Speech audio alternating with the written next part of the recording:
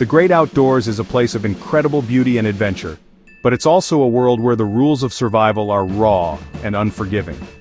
Many of the magnificent creatures we admire from a distance can be incredibly dangerous, even fatal, if you find yourself in the wrong place at the wrong time. Understanding their behavior isn't just interesting, it's a critical skill that can mean the difference between life and death. When you step into their territory, you're no longer at the top of the food chain. You're just another creature trying to make it through the day, and you need to be prepared for the worst. People often fear the wrong things. Let me throw some numbers at you that might surprise you. Sharks, they're responsible for about 10 deaths a year. Wolves, less than 1. But what about the animals we often underestimate? Lions kill around 100 people annually. Elephants, often seen as gentle giants, are responsible for about 500 deaths each year. Hippos, surprisingly, are one of Africa's biggest killers, claiming around 500 lives. Crocodiles take a staggering 1,000. And the deadliest of all? Snakes, with over 100,000 fatalities every single year. These aren't just statistics, they're a stark reminder that knowledge is your best weapon in the wild. So I need you to stay with me. This isn't just another video, this is a masterclass in survival. Grab a notepad, take some notes, and get ready to learn the skills that could one day save your life or the life of someone you love. Your preparation starts right now, so pay close attention. And if you think this information is valuable, give this video a thumbs up. It tells me you're serious about your well-being, and it helps others find this crucial knowledge. Let's get into it. Right, let's start in the deep blue. The ocean is their home, their hunting ground, and you're the visitor. The key to surviving a shark encounter is prevention. Sharks are drawn to blood and other bodily fluids, so if you have an open cut, no matter how small, stay out of the water. It's that simple. The same goes for urinating in the water. The scent can travel a long way and pique their curiosity. If you do find yourself face to face with one of these magnificent predators, the absolute worst thing you can do is panic. Thrashing around mimics the behavior of a wounded fish, which is basically ringing the dinner bell. You need to stay calm. Keep your movements slow and deliberate, and show it you're not prey. If the worst happens and the shark decides to attack, you have to fight back. This isn't a movie. Playing dead won't work. You need to be targeted and aggressive. Your goal is to hit its most sensitive areas. Go for the eyes or the gills. These are vulnerable spots, and a hard, direct strike can be enough to make the shark reconsider its attack and retreat. Don't use your open palm, use a fist, a rock, or anything you have to make the impact count. Remember, you're fighting for your life. Stay vertical, keep facing the shark, and slowly back away towards safety. Never, ever turn your back and try to swim away frantically. Now for a creature you might not think of as dangerous, the kangaroo. But a large male, a boomer, can be incredibly powerful and aggressive, especially if it feels threatened. They have massive legs with sharp claws that can do serious damage. If you encounter one and it starts showing signs of agitation, like standing tall or huffing, your first instinct might be to run. Don't. Running will trigger their chase instinct, and you cannot outrun a kangaroo. They're built for speed and endurance, and they will catch you. Instead, you need to signal that you are not a threat. Your best defense is to be submissive and non-confrontational. Start by letting out a short, quiet cough. This is a sign of submission in the kangaroo world. Then, very slowly begin to back away. Keep your body low and avoid making direct eye contact, which they can interpret as a challenge. Whatever you do, do not turn your back on it until you are a safe distance away. The goal is to retreat without startling it, or making it feel like it needs to defend its territory. It's a battle of nerves, not speed. Show it you're weak and uninteresting, and it will likely leave you alone. When you're in lion country, you are on the menu. These are apex predators, masters of the ambush, and they command respect. If you find yourself in the terrifying position of facing a lion, your survival depends on how you project yourself. The golden rule is, do not run. Running signals that you are prey, and it will trigger an immediate lethal chase response. You must stand your ground, hold its gaze. Direct eye contact is crucial here, unlike with many other animals. It shows the lion that you are aware, that you see it, and that you are not an easy target. It disrupts their predatory instinct, which relies on the element of surprise. Now, you have to make yourself look as intimidating as possible. Puff out your chest, raise your arms and wave them slowly. If you have a jacket, open it up to increase your size. You want to appear larger and more formidable than you are. At the same time, you need to make noise. Speak in a loud, deep and confident voice. Don't scream. A high-pitched shriek sounds like a wounded animal. You want to sound authoritative, like a challenger, not a victim. The combination of size, eye contact, and a commanding voice can be enough to confuse the lion and make it decide you're not worth the risk. Slowly back away, but never ever turn your back. Elephants are, honestly, some of the most intelligent, social, and usually peaceful creatures out there. But, when an elephant gets angry or frightened, it instantly becomes one of the most dangerous forces in nature. An adult elephant can weigh several tons and, believe it or not, can run faster than a human. First things first, you've got to learn to read their body language.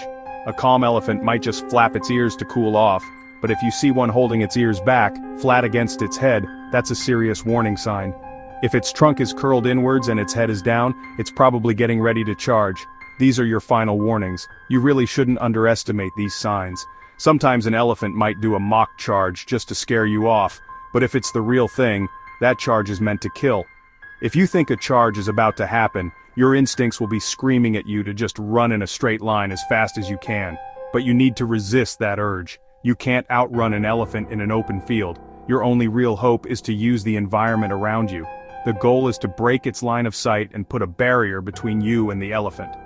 Run in a zigzag pattern and look for the biggest, most solid obstacle you can find, like a massive tree, a big boulder, or even a termite mound. Get behind it. Because of their size, elephants have a tough time navigating sharp turns or tight spaces. By putting something substantial between you and the animal, you might just convince it to give up the chase. The rhinoceros is honestly like a prehistoric tank. It's all muscle and armor plating with that formidable horn right on its face. These animals are incredibly powerful, but interestingly, they've got one big weakness you can use to your advantage. Their eyesight is actually pretty terrible. Rhinos can't see clearly beyond about 30 meters, which means they get startled easily and might charge at things they can't even properly identify. If you spot a rhino with its head up and its ears pointed in your direction, it means it's detected you. If it starts puffing and snorting, that's a sign it's feeling threatened and might decide to charge just to eliminate what it sees as a danger. Again, don't try to outrun a rhino in a straight line. A rhino can reach speeds of up to 50 kilometers per hour. Your strategy here is pretty similar to what you'd do with an elephant. Use the terrain to your advantage. Because of their poor eyesight and sheer bulk, rhinos have a really hard time changing direction once they've started a charge. They're basically built for forward momentum. So your best bet is to get out of its path and find cover. A sturdy tree is your best friend here. Just scrambling up a few feet can actually save you, since rhinos can't really look up. If there aren't any trees, your next best option is to run for dense vegetation or a thick patch of bushes. The moment you're out of its direct line of sight, there's a good chance it'll lose track of you and just thunder past. It's a terrifying experience for sure, but using their weakness against them is really your only shot. Don't let their comical or lazy appearance fool you. Hippos are actually the most dangerous large land mammal in Africa. They're fiercely territorial, incredibly strong, and honestly surprisingly fast on land. Over short distances they can match a human for speed, and their massive jaws could literally bite a person in half.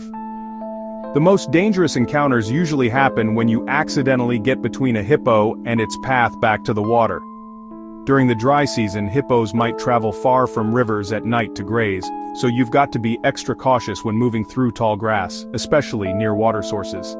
They often rest in these areas during the day, too. If you're unlucky enough to be charged by a hippo, your options are, well, pretty limited but crucial. Hippos are not good climbers at all. Your absolute best chance of survival is to get up something high and steep. Climb a tree, scramble up a steep embankment, or get on top of a large rock outcropping.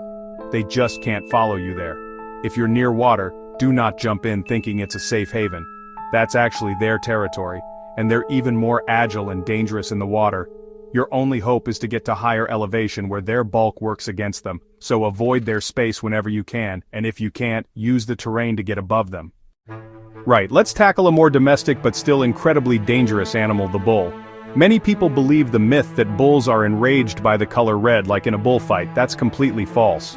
Bulls are colorblind. What actually triggers their aggressive, defensive response is movement. The matador's waving cape, not its color, is what provokes the charge. So if you ever find yourself in a field with a bull that's starting to paw the ground and lower its head, the single most important thing to do is to stand perfectly still. Don't wave your arms, don't shout, and definitely don't run. Once you've frozen and the bull is still focused on you, you need to create a distraction. Take off an item of clothing, your hat, your shirt, a bandana, anything you can throw. You're going to throw this object away from you in a direction that gives you a clear path to escape. The bull's attention will be drawn to the movement of the thrown object. As it follows the distraction, it'll change its direction, giving you a precious window of opportunity. In that moment, you move calmly and quickly towards the nearest exit, like a fence or a gate. It's about outsmarting the animal, not outrunning it. From the massive to the miniature, danger in the wild comes in all sizes. A jellyfish sting can range from a minor annoyance to excruciatingly painful, and in some cases, deadly. If you get stung, there are a few critical steps you need to take immediately, and a few common myths you must ignore. First and foremost, get out of the water to avoid being stung again. The immediate priority is to rinse the affected area, but what you rinse it with is vital. Do not use fresh water. Fresh water can cause the stinging cells, called nematocysts, that are still on your skin to fire, releasing more venom and making the pain much worse. Always use salt water. Gently pour salt water over the sting site to wash away any remaining tentacles. Next, you need to remove any tentacles that are still stuck to your skin. Don't use your bare hands. Use tweezers if you have them, or the edge of a credit card or shell to gently scrape them off. Once the tentacles are gone, you can treat the pain. Applying a hot compress or soaking in hot water can help neutralize the venom. An antihistamine cream or a mild corticosteroid like hydrocortisone can help with the itching and inflammation. And yeah, ignore the old tale about urinating on it. It's a myth and can actually make it worse. These creatures are living dinosaurs, perfectly evolved killing machines. Whether it's an alligator in a swamp or a saltwater crocodile in an estuary, the rules of engagement are brutal and primal. On land, they can be surprisingly fast over short distances, but they lack stamina. If you're attacked on land, your best defense is to run. But don't just run in a straight line. Run in a zigzag pattern. Their long bodies and short legs make it difficult for them to change direction quickly. This can give you the extra seconds you need to get away. Put as much distance and as many obstacles between you and the reptile as possible. The situation is far more perilous in the water. That is their element, where they have all the advantages. If you are grabbed in a death roll, your life depends on inflicting immediate, intense pain. You must fight back with everything you've got. Forget the snout. It's a hard, bony target. Your primary targets are the eyes and the palatal valve at the back of the throat. Gouge at the eyes. Shove your hand or an object into the back of its throat to break the seal that stops water from entering its lungs. This can cause it to gag and release you. If you're simply swimming and spot one, stay quiet. Avoid splashing. Slowly and silently swim away to the nearest bank. Snakes are a universal fear for many people, and honestly, for good reason. A venomous bite can be a death sentence without prompt medical attention. The vast majority of bites actually happen when folks accidentally step on a snake or, well, try to handle it. So, rule number 1 is simple. If you see a snake, just leave it alone. Give it a wide berth and let it go on its way. When you're walking through areas with, tall grass or rocks, make your presence known. Stomp your feet firmly on the ground. Now, snakes don't have ears, but they are super sensitive to vibrations in the ground. The vibrations from your stomping will often scare them away long before you even see them. If the worst happens and you are bitten, you have to act quickly but, calmly. Panicking will only increase your heart rate and, unfortunately, spread the venom through your body faster. First, try to remember the snake's appearance, its color and pattern. For the doctors, gently wash the bite area with soap and water if you can. Now, this is really important. Apply a pressure immobilization bandage, not a tight tourniquet. A tourniquet can cut off blood flow and cause more damage to the limb. Instead, wrap a bandage firmly around the entire limb, just like you would if you were splinting a sprain. Keep the bitten limb below the level of your heart and get to a hospital immediately. Your life is, well, a race against time. A race. Coming face to face with a bear in the woods is a primal fear. Whether it's a black bear or a grizzly, your reaction can determine the outcome. First, let's be clear, never ever run from a bear. It will trigger its predatory chase instinct and they can run incredibly fast.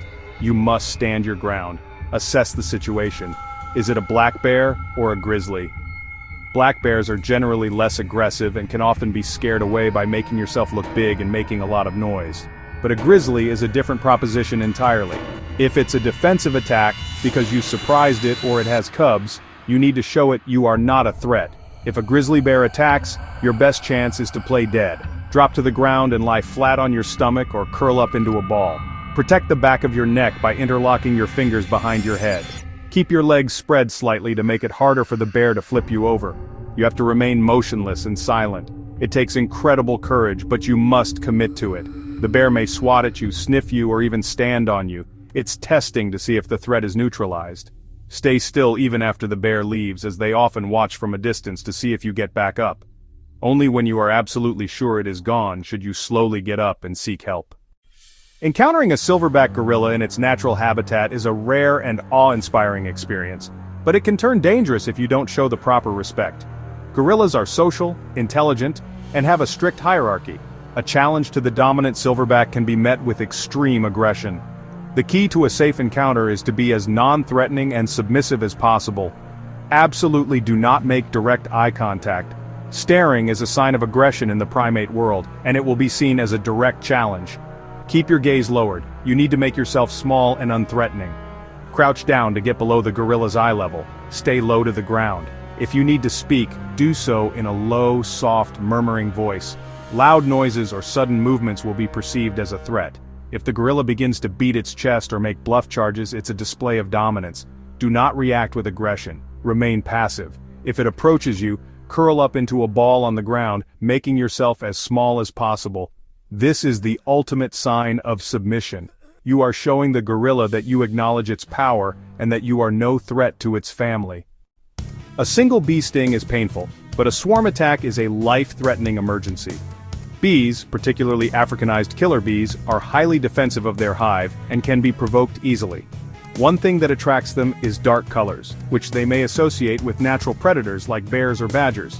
So, when you're in an area known for bees, wearing light-colored clothing can make you a less appealing target. If you accidentally disturb a hive and hear that terrifying, escalating buzz, you need to act instantly. Your one and only goal is to get away as fast as possible. Don't stand and swat at them. That will only agitate them more and release a pheromone that incites others to attack. Run. Run in a straight line as fast as you can. Cover your head and face with your shirt or jacket as you run to protect your airways and eyes, which are their primary targets. Your destination should be shelter. Get inside a car, a building, or any enclosed space they can't easily enter. If no building is available, look for a dark area, like a dense, shady forest. Bees have difficulty navigating in the dark and are less likely to follow you into deep shade. Keep running until the swarm thins and you are safe. Well, there you have it. A crash course in surviving some of the world's most formidable animals. My genuine hope is that you never find yourself in a situation where you have to hide from a charging rhinoceros, swim for your life from a crocodile, or stand your ground against a hungry lion. The wild is a beautiful place, but it demands our utmost respect and preparation. These scenarios are terrifying, but they are survivable if you can keep your wits about you and remember what you've learned here today. Panic is the enemy, knowledge is your shield.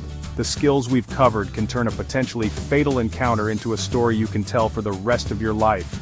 You now have the tools to protect yourself and those you care about when you venture into the wilderness. You understand how to read the signs, how to react, and how to use an animal's own nature against it. This isn't just trivia, it's a practical guide that empowers you to explore the world more safely and confidently. Remember these lessons, practice them in your mind, and be prepared. If you found this video helpful, please share it. Send it to your friends, your family, anyone who loves the outdoors.